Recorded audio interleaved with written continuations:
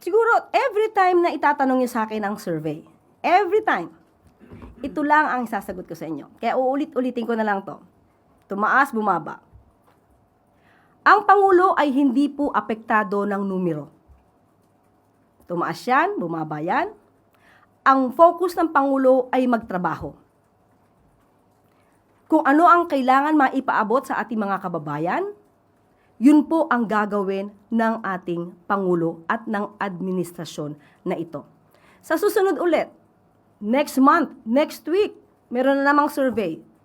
Uulitin ko lang po ang aking sagot. Tumaas, bumaba, ang Pangulo po ay hindi apektado ng numero. Tuloy-tuloy lang po ang pagtatrabaho, hindi bakasyon.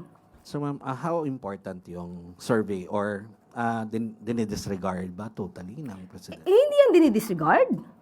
At ito naman nakikita din ng mga miyembro ng gabinete. Ano ang dapat na i-push? Ano yung dapat na pagtuunan ng pansin? Pero ang Pangulo, gumanda man, hindi gumanda ang survey para sa kanya, hindi po siya maaapektuhan ito. In the first place, hindi naman siya tatakbo bilang Pangulo sa susunod.